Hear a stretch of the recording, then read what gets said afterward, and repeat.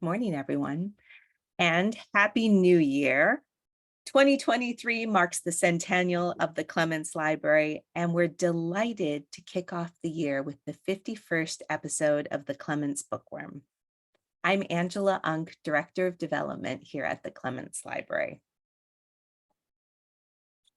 Just in case you haven't joined us before, I just want to remind everyone how we use Zoom.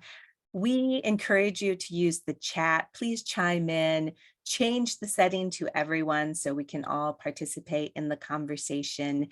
My colleague, Kayla Robinson, who is our new marketing coordinator, is on the chat behind the scenes and will be putting in information for you and helping out that way. So thank you, Kayla. If you have questions for our speakers, please put those in the Q&A section. You can not only ask questions here, but see what other people are asking and give it a thumbs up to send it to the top of the list. Live machine captioning is on to help everyone, and as part of our diversity, equity, and inclusion program, you can toggle that on or off and change the size of the font. And finally, I do have side-by-side mode enabled so that you can see both the slides and the speaker, but I can only control so much of what you see. So move the separator to change the relative size. Today we do have a panel, so you may want to also select gallery view instead of speaker view. And if you have any questions, put them in and we'll take care of them. This program is brought to you by the William L. Clements Library. Our mission is to collect, preserve, share, and promote the study and discussion of primary sources related to all aspects of history and culture in North America and the Caribbean to 1900. I'd also like to take a moment to acknowledge that the University of Michigan is located on the territory of the Anishinaabe people. In 1817, the Ojibwa, Ottawa, and Potawatomi nations made the largest single land donation to the University of Michigan, offered ceremonially as a gift in the text of the Treaty of the Foot of the Rapids, so that their children could be educated in a Western manner. We acknowledge the history of Native displacement that allowed the University of Michigan to be founded. And today we reaffirm contemporary and ancestral Anishinaabeg ties to this land and their profound contributions to this institution. The William L. Clements Library also acknowledges that it has and continues to benefit from the original land dispossession and the established hierarchies of settler colonialism.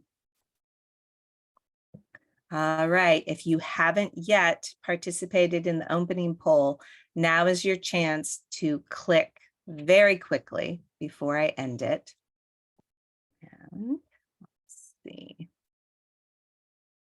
Share results. So if you were on before the 10 o'clock hour, we were talking a little bit about a secret recipe, but only 12% of the responses came in for secret recipe. I love that 45%, you've seen secret pasts, and it'll be interesting today to talk a little bit about how these kinds of, everyday family information, how we can look at that and learn about ourselves and learn about history. So more to come. So thank you for participating in the poll and just thinking a little bit about how this might apply to you.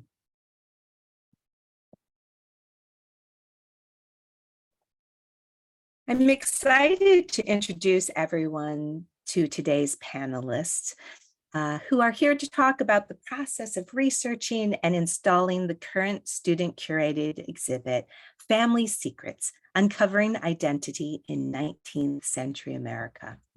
Many of you know Maggie Vanderford, the Clements Librarian for Instruction and Engagement, and she will be leading the conversation today. Welcome, Maggie, and thank you. She is joined by Grace Argo, the instructor in fall of 2022 of History 195, Family Secrets, the Writing of History. Grace is currently a doctoral candidate in History and Women's and Gender Studies at the University of Michigan and the Assistant Director of Community Engaged Research at Brown University. 3 of the students from the course will share their perspectives. They are all first years in the College of LS&A. Nidhi Gundimeda is a psychology major. Libby Stafford is hoping to major in information analysis, and Hailey Brady is majoring in biology. So welcome everyone, and thank you so much for being here today. Maggie, can you start the conversation by telling us a little bit more about the background and how this came about?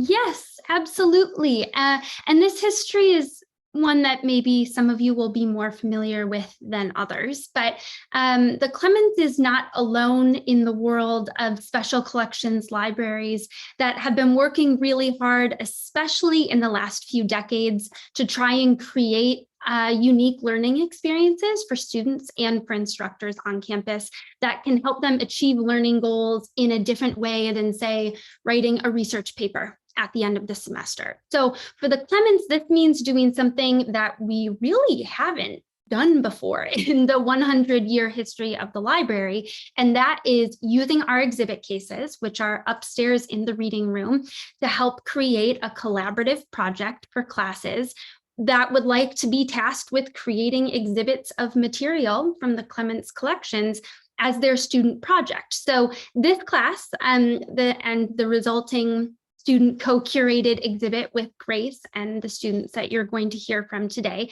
is the second one that the Clements has ever done, which means we're still learning ourselves about the process of how we do this kind of partnership. And that's one of the reasons that we wanted to have this conversation and give you all, everybody who's taken the time to join us, sort of a behind the scenes or behind the curtain look at what it means to do a student curated exhibit, how that process works when it comes to a library working with an instructor in this very specific way.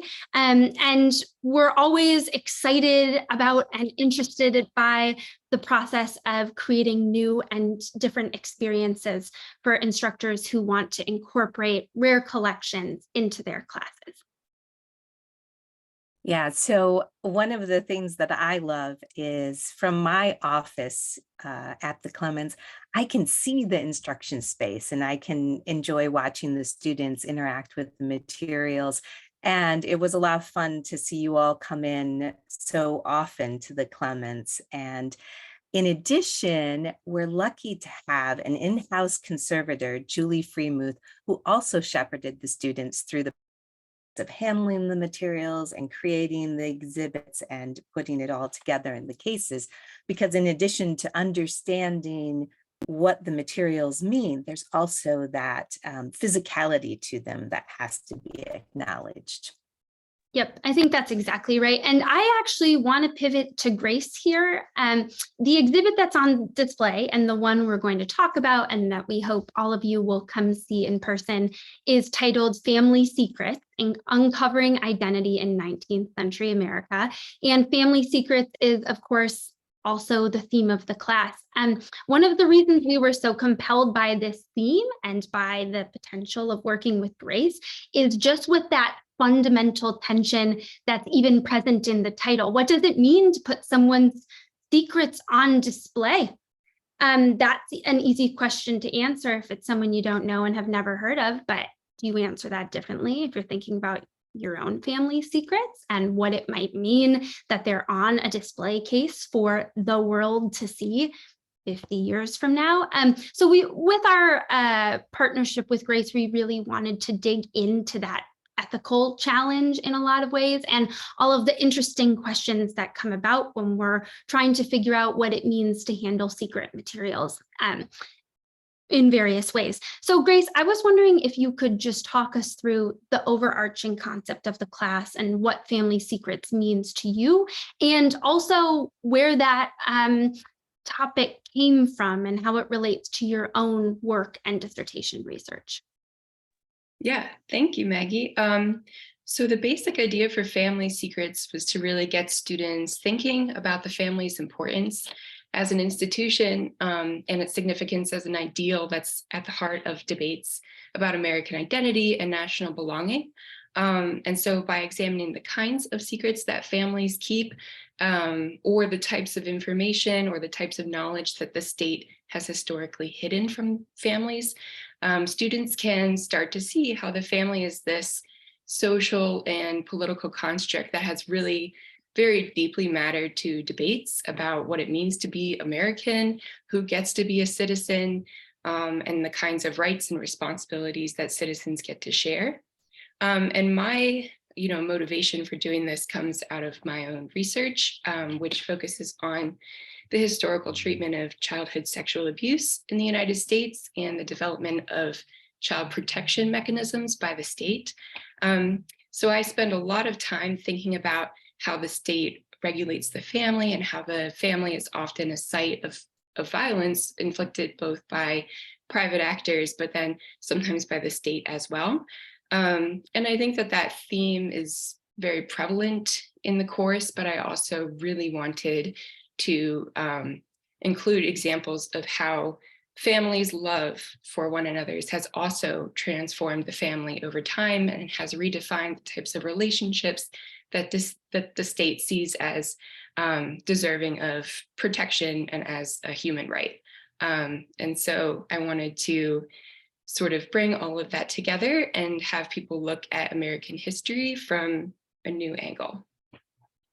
Which is all fantastic background in all sorts of ways and very fascinating. But as I'm looking at the faces of the 3 students who were in the class, I'm just thinking that background isn't necessarily in the course catalog when you're looking at a listing for a class called History 195 Family Secrets. So I'd like to hear from each of you about, first of all, what exactly you thought you were getting into when it came to this semester. How did you decide to take this class? And what did you expect or even know about the Clements as you came into it? If we can go ahead and start with you, Nidhi, I think that would be great. All right, so I needed to take a first-year writing requirement for the College of LS&A's graduation requirements for the next 4 years. And I knew that I didn't want to take something seen as a traditional English class. I'm a huge fan of writing and reading, so I really wanted something that excited me and that continually challenged me in different ways. And as soon as I saw the fact that there was an English class that's also cross-listed as a history class, immediately intrigued me. And then I saw the title of it being Family Secrets and the Writing of History, which was another benefit to the entirety of the class I was looking at. And so being able to have something that was so interesting and also so much mystery to it was really enticing to me. I did not know what I was getting myself into. Going into the Clements for the first time through the glass door back entrance was one of the weirdest and coolest experiences I've ever had. Our classroom was this big glass box almost that had filled with books and artifacts surrounding it, people working on artifacts, curating things like that. That was just so real, and it really put you in the mindset of an archivist. And so being able to touch these archives for the first time, see what was going on. The first day we visited the exhibit cases, like it was just a lot happening at once, but it was so great to see everything that the Clements had to offer. And the entire class is so hands-on and really beautiful to work with all of these archives. So I really did not know what I was getting myself into, but I'm really glad I got myself into it.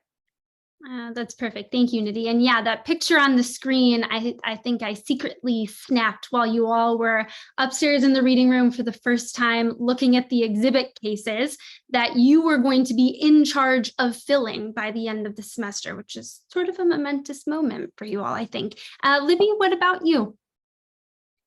Yeah, for me, I was also looking for my first year writing requirement, and I scrolled through all kinds of different classes in the course catalog, like great performances, but I was really stuck on the Family Secrets, and I just knew that I really wanted to take that class. For the name, I was super drawn in, But I also am super interested in history, and I knew that it was kind of an intersection of those writing and historical concepts. So I was super excited for that.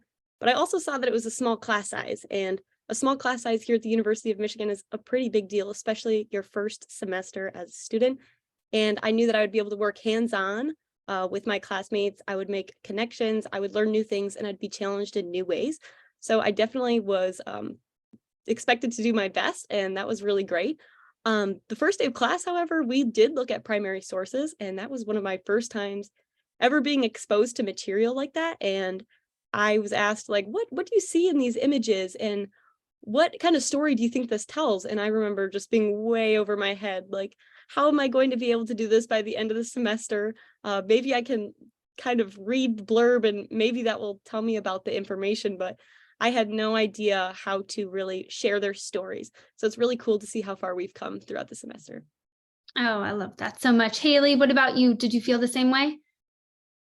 I was also drawn in by the name Family Secrets. My initial impression was that we would be reading about these secret pasts that were sort of under the radar and writing about them. And instead, I also came into the Clements Library, and I had never even heard of an archive before. So I didn't know there were these places where all these primary materials were sort of like in their own area, and we were able to interact with them on a hands-on way. And we instead were sort of uncovering these paths, and then of course researching and writing about them. And it was just a great experience all around. Grace, I think for you, there were probably all of those opportunities of you get to introduce students in this exciting way to primary source materials, to a really sort of exciting project where they get to have some agency in choosing what they want to work on. But there are also lots of challenges inherent in developing a class that has to teach students how to write, communicate information about history, and teach them how to curate an exhibit all in one semester with source material that can be tricky or challenging or even triggering sometimes. Could you talk a little bit about some of the opportunities and challenges that you faced in terms of translating the subject matter and interest into not just a class, but a public-facing exhibit that will live at the Clements until April of this year? Sure.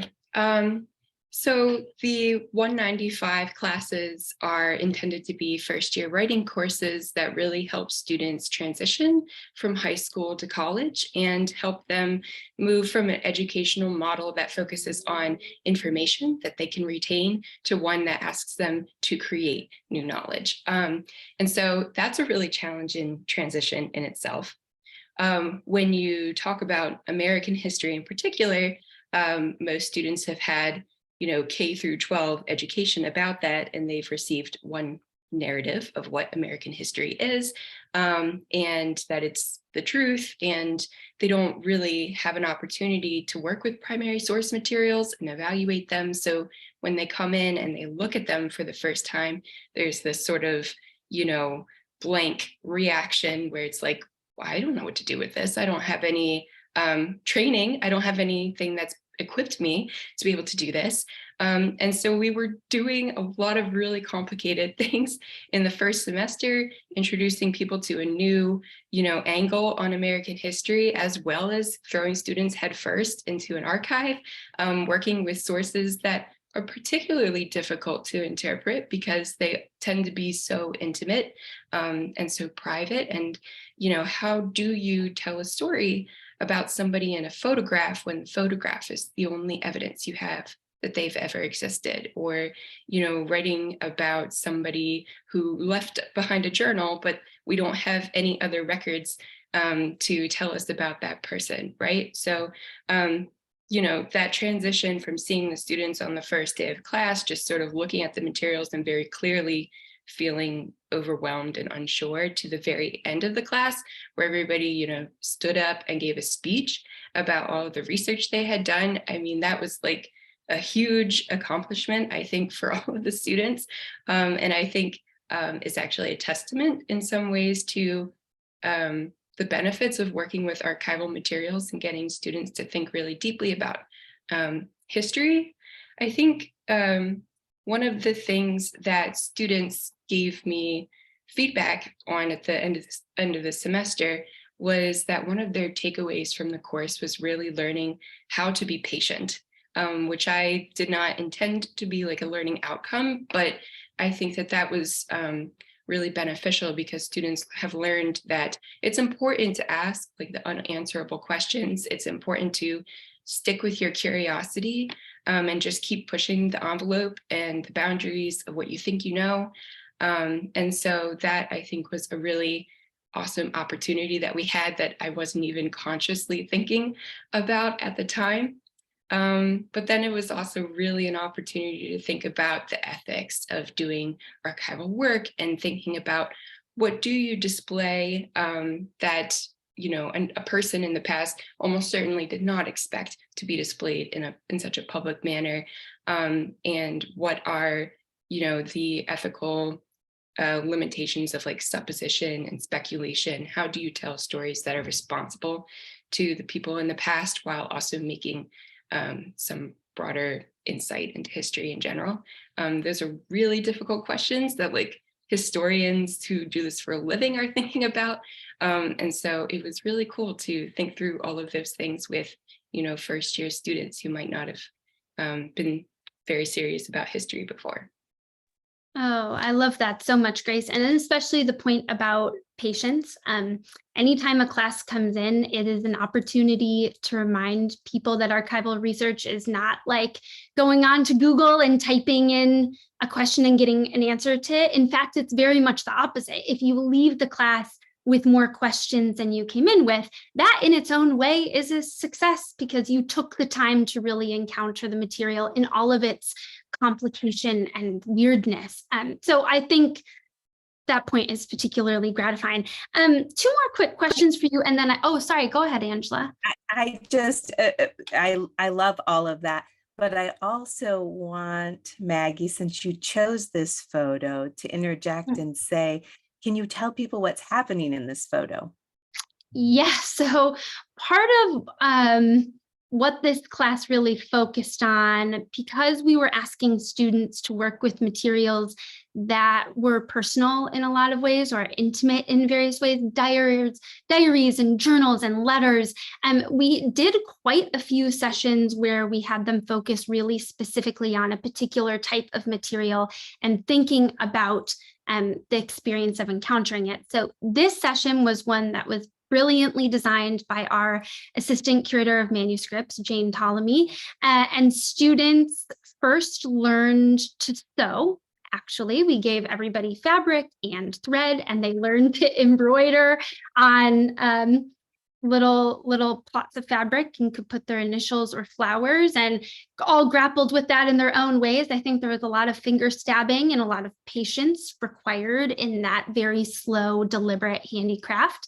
And then we moved over and asked them to look at materials in the collection that had also been made by hand or included fabric. So hand sewn dresses on dolls, hand embroidered book covers, materials that people had maybe made for someone else in their family or had passed down over a generation. And the effort that goes into making those materials feels much more vivid when your own fingers are pinched with the difficulty of the needlework that you've just been trying to do. So we worked hard at every step on not just showing students a bunch of materials and saying, hey, look at these, you know, what do you think about them? But trying to help them be in the shoes to the extent that it was possible of the people who were making and producing those materials. And I think Grace and everyone else, correct me if I'm wrong, but I think that fabric in the archive one was one of the more memorable sessions in the class. Do any of you have anything you want to say about it too? You were the ones in it. I was actually gonna show mine that I made. I have it right here. Oh my gosh. Oh, that It was such an enjoyable class. I loved it. kind of amazing to see and touch history in various ways and help you inhabit people's shoes differently, I think. Grace, let me ask you this too. How did the partnership with the Clements come about for you? Did you know that this was an opportunity when you started thinking about teaching this class And I might also ask you, because I'm always interested in perceptions that people have of the Clements and its collections. Did anything surprise you about the library? You learned a lot about it during your course of teaching this class year. You were here every Monday and Wednesday for 4 months, as were all of the students. So I'd love to hear any of those thoughts that come to mind. Yeah. So the collaboration started because I attended an outreach event in fall of 2021. And I already knew that the Clements Library had could coordinate sessions to work with students with primary source materials, and that their collection strengths were very robust in terms of Native American history and history of enslavement, both of which were very important to me to center in a course that's an overview of United States history. And so I walked in and I just said, I'm thinking about teaching this class on family secrets. Do you think that you have anything in the library that would really enrich that? And Maggie's jaw just kind of dropped, and she was like, what don't we have that wouldn't complement that? We have so much. And I think that you should really, have it here. And I think one of the things that really surprised me was just how much the Clements Library has in its collections. I would say something like, I want to teach a class on gender and sexuality. What do you have on that? And Maggie would pull out all of these, very beautiful postcards and photographs of, same-sex couples, or what we, to our best guess, we assume that that's what they were, and show them and say, would this work? And I'm like, of course that works. That's absolutely fantastic. I did not expect you to have that. And at the time, that collection wasn't even cataloged. So if I hadn't asked about it, I wouldn't have even known that it was there. And so there's always more, I think, than you even expect or that you even dream of. There's just so much that you can use in terms of the collection, and then also just the creativity of the archivists in helping students to think about the materials was really an essential part of the class. So yes, very joyously surprised at the stroke of luck that we met, and that Maggie invited us to really use the space in a deliberate and continual type of manner. That's a great point. And before we jump to the students, I just want to pause because there's some great comments in the chat, and someone remarked that touching history like this matters maybe more in this virtual age. And I think everyone probably could guess it. So if I'm repeating information, please stop me. But I just want to say, for those of you who haven't been around the Clements, that's actually really mattered during a time of Zoom.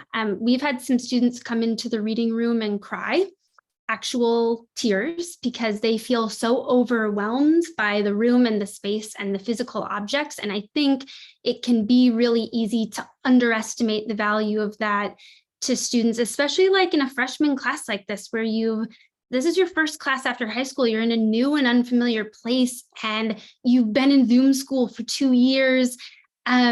It really matters to touch stuff. That sounds so simple, but being in the building, touching and holding the books is in itself a little bit of magic that feels more meaningful than I think it ever has. So that's a little bit of a side note, but Nidhi and Hailey and Libby, feel free to speak to that in your next set of answers here. Some of the people who are watching this will be able to come and see the exhibit. For those who can't, luckily, we do have a really excellent online version with essays written by the students. But I want to invite the three of you who together worked as a group on the first case in the exhibit, which is called Defining Ourselves, to talk a little bit about what's in it. What did you research? What type of secrets were you looking at? So if you can just describe your individual research project with Clements materials and any challenges that you also encountered while you were working on it. That will be a nice little sneak preview, I think. I'm sorry, I need to ask one of you to start. Nidhi, if you can kick us off, that would be great. I was just too excited to hear your answers. Of course. All right, so I did my research on the Geo F. Mahoney Journal to a Mrs. Leon D. Stowell from the years 1930 to 1932. The letter, and it was an accompanying journal, was sent from El Paso, Texas.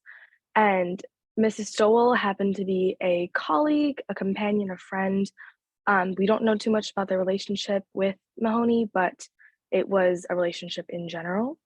And it was a journal entries and a letter sent to her that pertained to Mahoney's travels around the Western United States, including frequent experiences with gender identity. G.F. Mahoney identified as what we would consider today non-binary or androgynous, and did not have a gender identity set as a man or a woman. And the journal entries denote travel experiences and experiences with gender expression, seen through how Mahoney reflected on themselves and also how the world reflected on them. This was a critical period of time during the Great Depression, which also impacted how Mahoney traveled through the sense of class and racial tensions, class struggles with poverty, and such cases.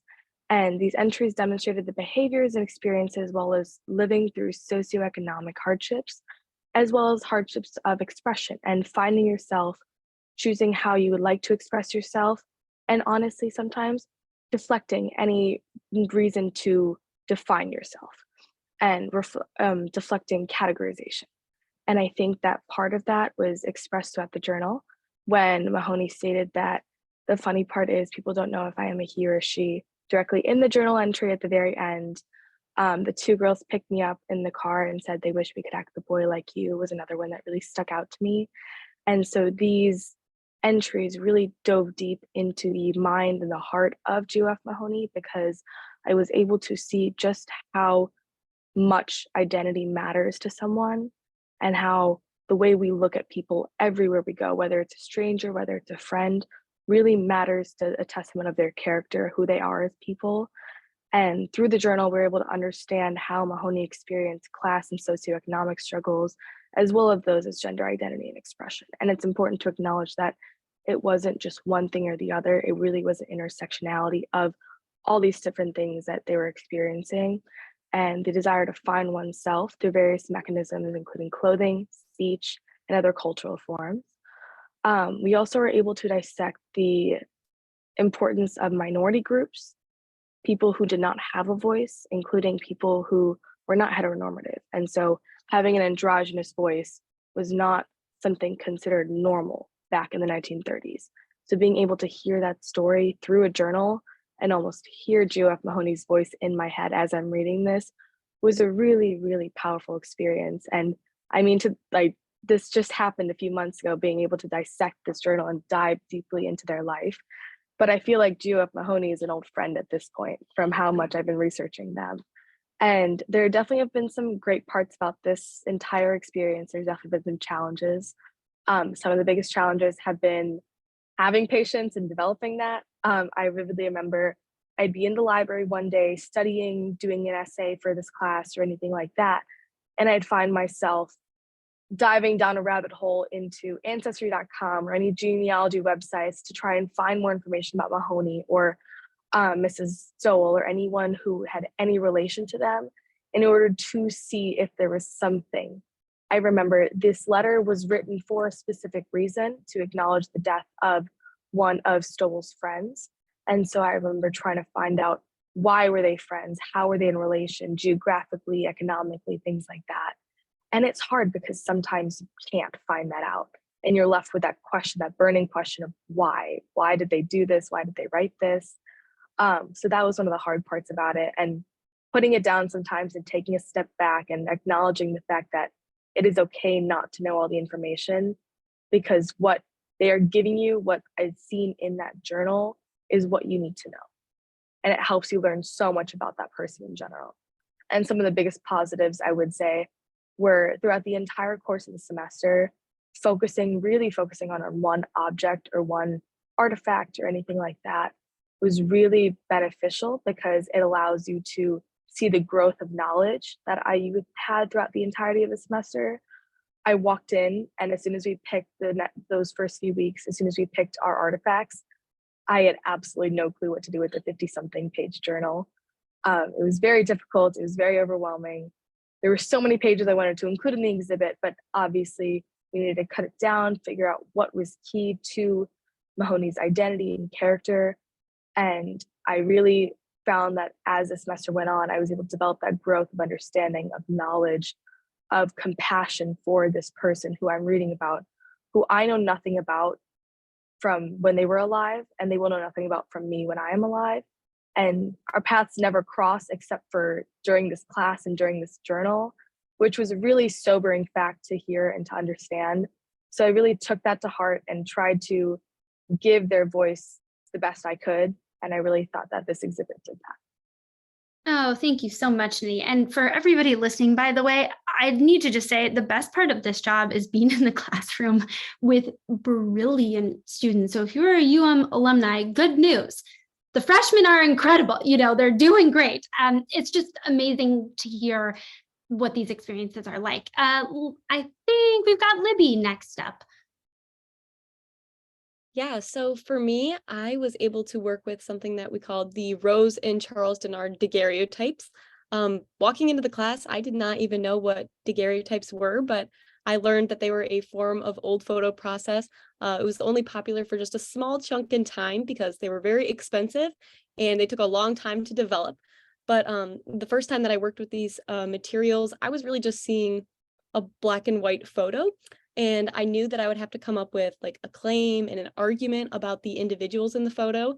And at the time, I just didn't even know where to begin. So I logically began with researching. So I looked at as many secondary sources as I could. I tried to find other daguerreotypes and maybe what those daguerreotypes were made for and things like that. And I was able to come up with an argument at the end of it. So I learned that Rose and Charles Denard were a free African-American couple living on the eastern shore of Maryland in the mid-1800s. During this period in Maryland, slavery was still allowed in the state. And because of this, we can only begin to imagine the difficulties that these individuals faced living in this time period. However, when we're looking at their photos, that is not at all what we're seeing. In fact, we're seeing two very strong individuals looking confidently with a straight face into the camera. If you look closer, you can see that Rose seems to have on a fancy dress and Charles has on a nice suit jacket with a vest and a watch fob. This kind of hints that this couple may have been quite wealthy during this time period, which definitely surprised me and challenged my past beliefs. This is just one example of an African-American couple who was able to defy the racist stereotypes that they faced living in the 1850s. And it's important to the case defining ourselves because they chose to depict themselves in this way.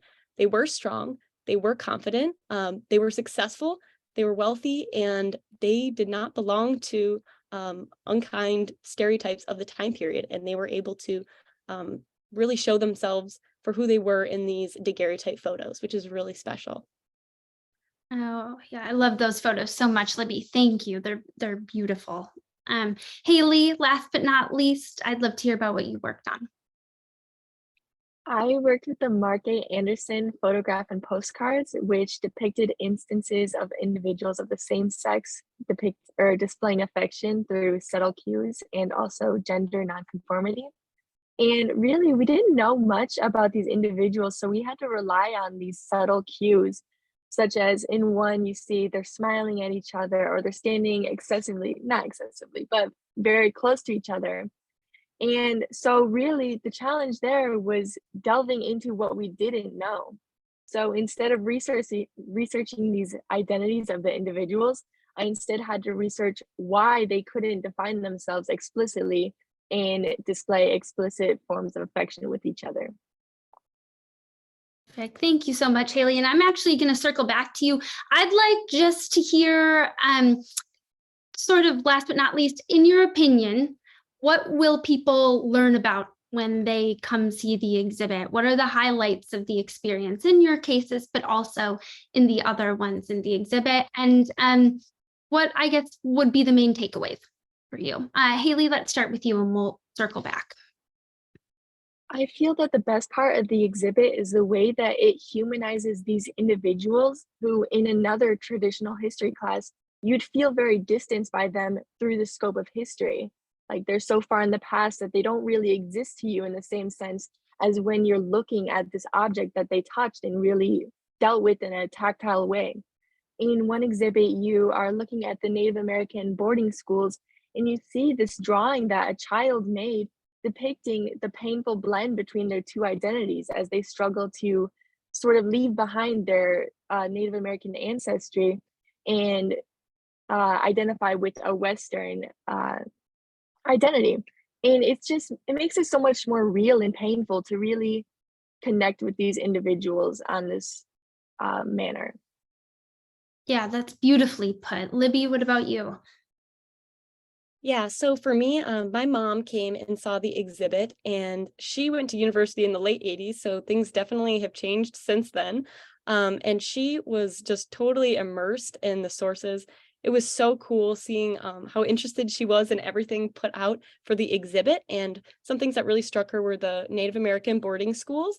And then also there was like the hidden mother photo. And when we got into the car, she was so excited to talk about all she had found at this exhibit.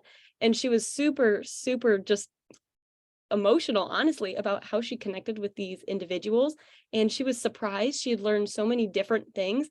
And I heard about it for like weeks, which is really cool. And she's just one person that was really touched by this exhibit. And it's just really cool to see how much people really can connect with these personal sources.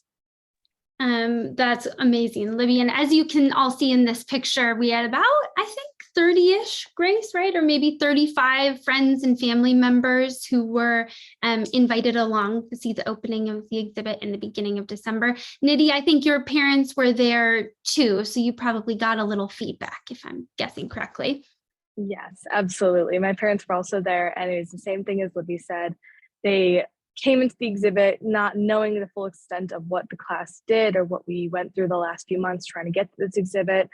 And they left with such a curiosity and passion for this type of learning and history that my dad was talking my ear off the whole car ride home because he was so excited to hear all about these cases and about history and his own opinions and curiosities about these things. And I think it's so important to come see this exhibit and feel this emotion for history, because throughout the course of the semester, I realized that so much of history is in ourselves.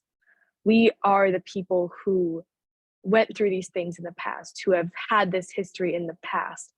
And for a lot of those people in the past, they have not had their stories told. And so for us to be doing them justice at some point in the future, through things like these cases, through things like the Clements, it really makes a difference. And it shows how much we are trying, how much we care, and how much the future of history is so important, because we want to make sure that these voices don't get lost in the past, in history books, in textbooks that don't get read all the way through. They want to be told, they want to be heard. And I think that coming into the reading room at the Clements, seeing these exhibits, seeing them lit up under the lighting and feeling the entire atmosphere of history surrounding you was just a really cool experience the first time we all got to see the cases and talk about them and feel proud about them. And so being proud and feeling like you did something by telling these stories really was what I took away from this whole exhibit, and everything that came with it was knowing that you are doing history justice by coming to the Clements, by partaking in conversations, leaving with curiosity that sometimes is satiated and sometimes isn't, and that's okay, because those questions are what creates conversations for the future. Oh my gosh, Angela, I don't think we can say it any better than that, but we need to get those. So I want to listen to that again and again on repeat. And that was really well said. Grace, I'm going to give you the final word here, and then we'll open up the floor for some questions. The Clements is not a museum. I think that's really important. Our job really isn't to necessarily put things on display all the time. But we are lucky to have these 4 exhibit cases in the reading room that can do an immense amount of work that, as we've sort of seen in this conversation. I guess I just want to finish with a question for you about, as an instructor and an academic, what are your takeaways here about the role of libraries in public humanities projects like this one? And what do you see as the role of special collections libraries like the Clements in facilitating these types of experiences? Because that's not an easy question, and frankly, one that we, and I think libraries everywhere, are always trying to figure out. So I'd love for you to give us the final word here. Yeah. Well, I think that public humanities projects can really help to reframe the way that people engage with spaces like the Clements. The Clements Library isn't just a collection of resources for research and teaching, even though, it is that, and that's role is very important, but it's also a space with this tremendous creative and collaborative potential as well. And so my goal in having the students curate an exhibit together was not just for them to learn how to analyze and evaluate primary sources, but to really develop a shared understanding of how the past informs the present, and to cultivate a shared sense of responsibility for stewarding the experiences and the perspectives of people who came before us. And I think that people often imagine archives as these very imposing and very lonely spaces. Like Maggie, you said that sometimes students would just come into the space and just cry. That's because archives are very strange spaces to be in, and they can feel very disconnected, I think, from the real world. But that doesn't have to be the case. And I really wanted to instill a sense of belonging in the first year students in particular, because I wanted to give them some ownership over campus space and have them contribute something valuable to the wider community. So I think that the exhibit really represents an invitation to come together in the space of the archive and think meaningfully together about who we are and who we want to be. Perfect. Thank you so much, Grace. Angela, I think that's all we've got for you. That is so wonderful. You all, we appreciate sharing everything that you did this morning, and I see some good questions coming in. So I'll just do a couple of wrap-up slides. If anybody else has burning questions, please put them in the Q&A section. So how do you come see the exhibit? Please note that the exhibit viewing hours are Mondays and Fridays from 10 a.m. to 2 p.m. And we will include that information in the follow-up email that you received today. If you're new to the Bookworm, you always receive a follow-up email with the recording and resources. So next month, we'll meet again on the third Friday, and you'll automatically receive a reminder, and you can choose to watch in person or wait for that recording to watch at a later time.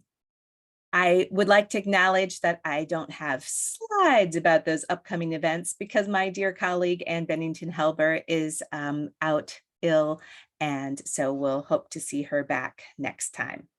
However, I will mention a couple of opportunities coming up as well. We always enjoy having people sponsor an episode of the Bookworm. So if you're interested in that, you can contact me.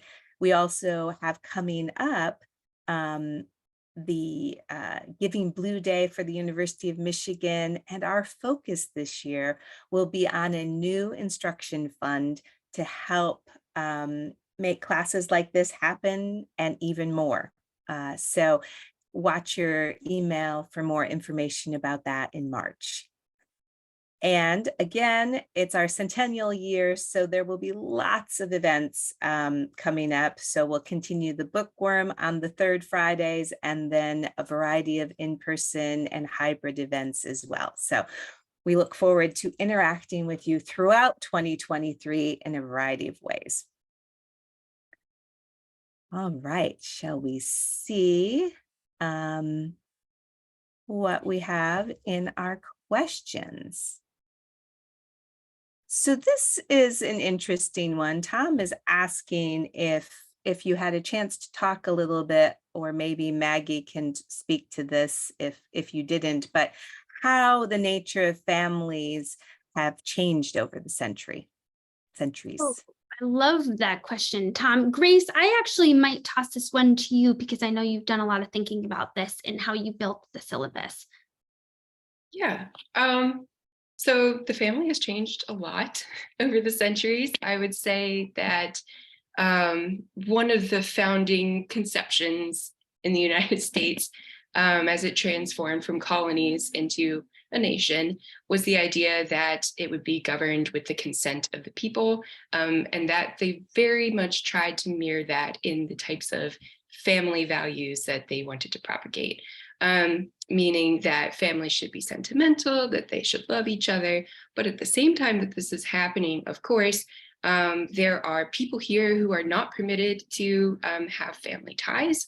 That was a main feature of the institution of slavery and also of native dispossession throughout American history. And so really we went over that history with like not the finest tooth comb, but like really tried to have students see the ways that the state has regulated the family to serve, different purposes of what it means to be American, and who gets to belong, who gets to have a voice or have a say in governance of the country. So I think that was, something that is a really significant shift in thinking about whose families matter, that's part of it.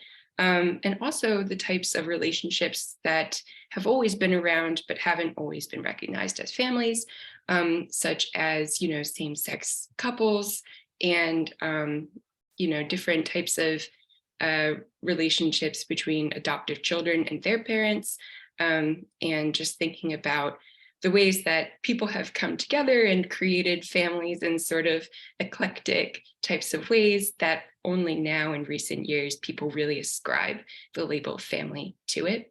So yeah, I would say the family has changed very dramatically over the centuries. Thank you. Thanks. That's great. So I know that you all talked a little bit about this, but if you have more to say about what you think you will remember most from the class, I would, Geraldine suggest that as a topic. Why don't we start with Hailey, maybe, just what you'll remember most. And you've already, I think, all addressed this a little bit, but if there's anything else you want to add, and I know there's another question in the chat, by the way, about physically mounting and creating exhibit labels, like the physical process of doing this. We worked really closely with the absolutely incredible Clements Library conservator, Julie Freemuth, to do some of that physical work and think about how much can you fit in an exhibit case without it being overwhelming?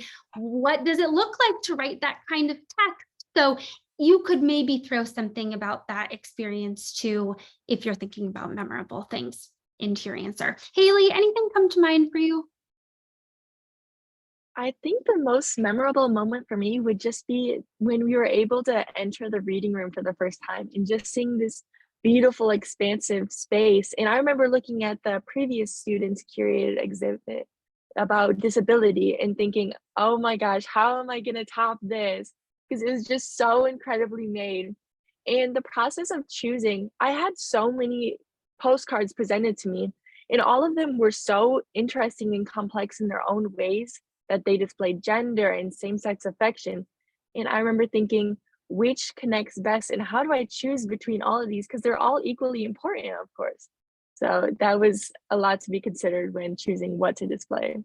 Oh, that's a great one. Livy, what about you? I think for me, it's a little bit more broad. I think the opportunity to work with all of these different sources was really special, but also the opportunity to write a little bit about their story was really special to me. And I definitely gained kind of a new passion for this kind of historical writing that I just didn't know that I'd ever had before. And it was really special to be able to put that into practice. Perfect. And Nidhi, what about you, last but not least? I actually agree with both of you so far because I am also a very big history fan of writing now. And I realized how much I like historical academic writing and how much it makes a difference when you're able to tell someone's words through your own. But I think the most difficult part was honestly is for me as well, trying to choose between these pages and see how to tell someone's story through a short selection of their life. And I remember I'd work with Julie to like figure out which pages to pull, how to display them. We got to choose exactly how they were displayed on the actual case when they're tilted forward, what looks good in the light, these facsimiles as well. So what's the actual real authentic book, and then what is the exact photocopy that you're looking at? And so being able to have these different choices really made a difference in feeling like this is partially your own work as well, and that you're contributing something of your own mind and your own heart to this project. But I think the most memorable part had to have been both the culmination of everything. So being in the Clements reading room the day of our exhibit opening, and just seeing walking down these rows, just like the first time we did walking in on the disability project, and seeing how much work we put into this and how good it looks, honestly. And then the other part of it's a little more intimate on the GOF Mahoney journal, of honestly just hearing their voice in my head and being able to find another person through words and hearing their story was really something I've never experienced before. And I think I have about 60 screenshots of that journal in my phone currently, and I have yet to delete them. I don't think I will, because it really is a testament to history. And it really just makes you feel amazing knowing that you are telling someone else's story the best you can. Say something too, Nidhi, that makes me think of that I think is really beautiful. Grace, another one of your students wrote in their reflection essay a question that I think will haunt me forever. And they said what this exhibit made them think about was a little scary. What if I wasn't good enough to be remembered? They asked. What if I wasn't bad enough to be remembered? And in some ways, the way that memory happens is, to your family, you're always important enough to be remembered. Part of memory making happens through these family structures where it actually doesn't maybe even matter what that person did or didn't do. They matter because they are your family. Why else are we so interested in our own ancestry? And all of these great stories in the chat of people who've done some amazing deep dives into their family history. You know, part of it is because this exhibit replicates in a way that we might not be related to the people in it, but they matter, right? That we're making sure their stories are told almost like we are their family. And Nidhi, you said you felt related to GOF Mahoney. Well, in a way, we're kind of related to everyone in this exhibit now, right? Because we're carrying on that memory making. So I think that is something I just wanted to toss in there that I've been thinking about because of your reflection essays. Sorry, Angela, take it away. No, I think that's a good transition because we have a couple of questions that relate back to what Grace was saying with ethics in the archive, and then you're talking about being remembered. And so I think people are struggling a little bit and asking questions about, you know, the moral issues implicit in these research projects, and, you know, how do we, do we have hesitations about publicizing a private diary, and what do we think about in terms of those things? Grace, do you want to talk about any of the sessions we did around that? Because we grappled with this topic pretty frequently. Oh gosh, we talked about this so much. I would say maybe two sessions that really stick out in my mind is the session where we looked at some ghost dance pictures or photographs of the ghost dance movement, and they were taken without the consent of the people that were in them, and the students had the choice of whether or not they even wanted to look at the photos. And we talked before we, opened that option up about, the ways that settler colonialism has this very extractive point of view through this, camera lens. Is this something that's even ethical to have photographed, collected? What would it mean to display it? And I think all the students agreed we should not put that in an exhibit, and came to that conclusion together. And then some people decided they didn't even want to look at the photos, which I thought was really kind of interesting. And then the other thing that we did, I think we spent a couple of weeks on this, was that we read Taya Miles, or different sections of Taya Miles's recent book, All That She Carried, which is a very beautiful story. And I think one of the things that students appreciated about it was that it doesn't really give you an argument about the past. It's really just about bearing witness to people that are in the story and trying to uncover as much as possible about them. And a lot of students said that that sort of reframed their approach to the entire class, because it meant that there was only an expectation to learn, not an expectation to be knowledgeable. And so I think that that had an important like moral shaping of how we thought about ethics in the archive as a result. But I'm pretty sure, you know, all of the students can tell you like how they were thinking about it in relation to their own objects as well. Yeah, Nidhi, Libby, or Hailey, does anything come to mind for you when you think about the moral issues that you were grappling with? Because if you had a journal, Nidhi, of someone's private thoughts that they didn't think were going to be published, and Hailey and Libby, yours kind of deal with those issues in other ways. So anything come to mind? Yes. So it definitely was a little challenging trying to figure out the morality and the ethics of publishing these artifacts and telling these stories. It was really almost like a pro and con list in your head of whether the effects of damage that it would do to society or to a cultural damage kind of thing, or the knowledge that it would give to the general public or tell these stories and tell these histories. It was kind of weighing those two back and forth. And I think for certain artifacts, such as the ghost dance pictures, we all kind of understood that those are things that should not be shared, as important as they are to history and to groups of people who came from that history. Those are not for certain eyes to see, including our own. And so having that choice not to see them or to see them, depending on what you wanted to do, was really important. But we all knew that it was a choice of whether this should be publicized, whether it should be given that space for anyone to talk about it or anyone to observe and see these effects of how history acted in a sense. Because a lot of times in history, it was not good. It was not kind. It wasn't healthy. It wasn't a safe place to be. But I think for so many of these people, a lot of what is seen in our exhibit, history was a safe place. Through having these journals, G.F. Mahoney was able to document their experiences with identity when the people around them in the world could not experience what was happening in their brain and see that emotion and feeling. So I think having that journal was a safe place for them.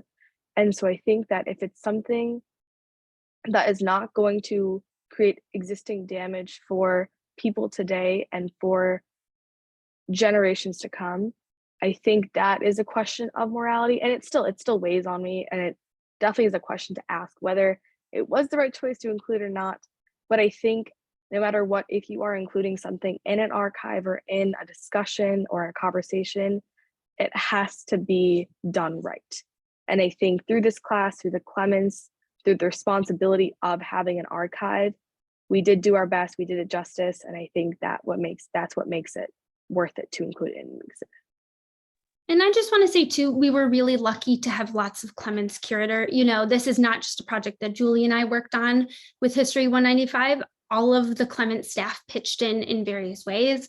Our curator of manuscripts presented to the students on a project he's working on with someone's diary, H. Louise Gates, and he still thinks about it every day. Is it okay to be doing this? Do I feel okay about publishing a book of her secrets, right? And we really wanted to emphasize that this is a live issue. There is no librarian or curator or archivist who's like, yes, I've got it solved, you know, here's what we exhibit and what we don't, but that what we wanted the students to walk away with was the ability to think about it and realize that these are complicated questions and that they had a real responsibility here to do that work and think about that responsibility. But that there's no easy solution in any of those situations when it comes to looking at people's private stuff. Do people have a right to privacy after they're dead? That's a big question that everyone at the Clements grapples with in the everyday course of our jobs. So that's my other little addendum to Nidhi's point. So we have two questions that are thinking about secrets from a slightly different point of view, both Tom and Paul. I'll just read what they've written. Tom says, some family secrets may be whispered between members, but seldom written. How are those captured by historians? And then Paul is wondering, he said, the title Family Secrets implies that there are things that members of families either keep from one another or from the outside world, but there are also secrets that people keep from themselves, things that they don't want to acknowledge. So did any of the sources you read may make you ask questions about how truthful the writers were being with themselves? So I think those are two other takes on secrets, and maybe we can talk more about them. Anyone want to jump in? Grace, do you want to kick it off? And then if any of the students have a comment too? Sure.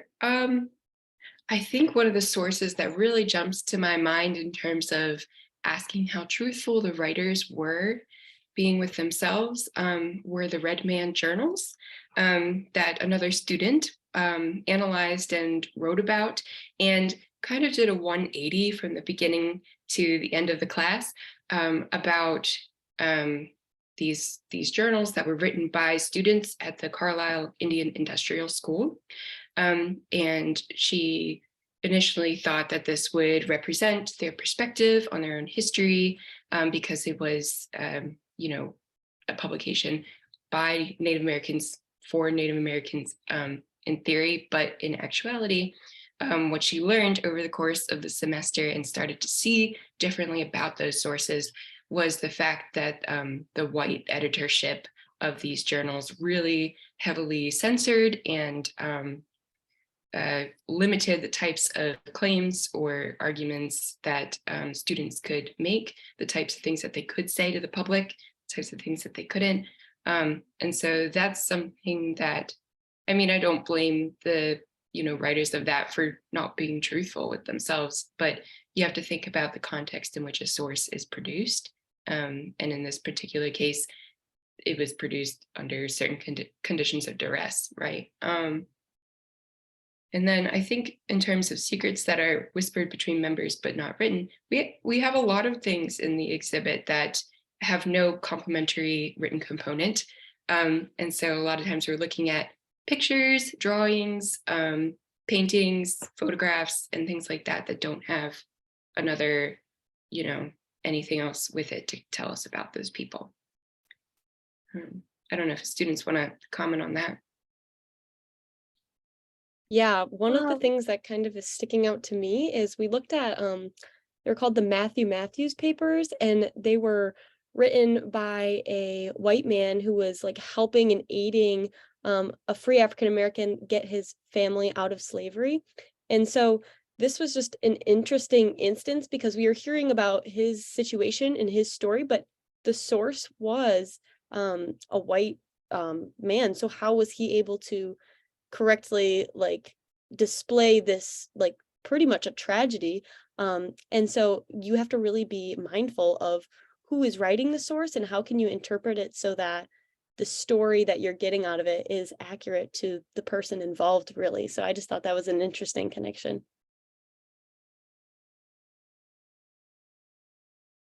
Hailey, did you have something else to add? I was going to mention the secondary source, My Family's Slave, immediately came to mind because in it, there was a man reflecting on the role that this woman, Lola, served in the family. And he sort of presented himself as like he was the protector of her and she was like loving to him and that she enjoyed her role in the family. And I just thought you have to consider the fact that that's a biased source because we're not hearing from her. In no way is her voice ever presented to us. So you just have to take everything said in a sort of with a grain of salt, really. Thank you. So I thought this was a great question. Has this experience inspired any of you to look into your own family's history and to ask questions and see what secrets you see within your own family? For me, definitely. After being like so immersed in this work for like really 4 or 5 months, my parents came to see the exhibit. We kind of all had questions like, oh, well, what does our family history really look like? So when we went to like holiday events, this entire exhibit came up, and we talked to my uncles about it, and like, how does this reflect our own history, and what do we have that's secret, and what's important to us as a family? So we definitely had these conversations at our holiday events this season because of the interesting things that we learned from this exhibit. So Absolutely. And I think that it's really hard to have these conversations with family who are alive and who can reply and you can understand what they are saying, because it's not just you getting their point of view, they're also understanding yours. So I think that having those conversations can be difficult from time to time. But going to archives like these, having these conversations, hearing these stories really inspires you to tell your own as well as hear your families and other people's. And like we were saying earlier, I remember talking to my dad so much about the exhibit the day after, and him just being so excited to start these conversations. And it just really makes you feel good knowing that you are starting a new chapter and a new conversation about family that you might not have had before. So I definitely agree with that.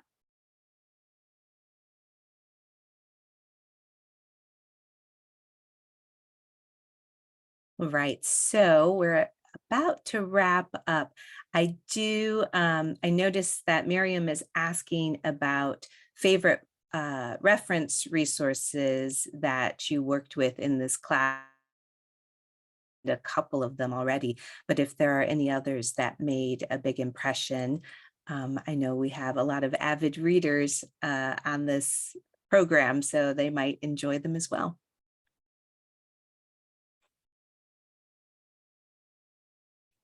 Grace, I'm trying to think of things on the syllabus that were particularly useful for reference throughout. Do any of your readings come to mind that worked really well?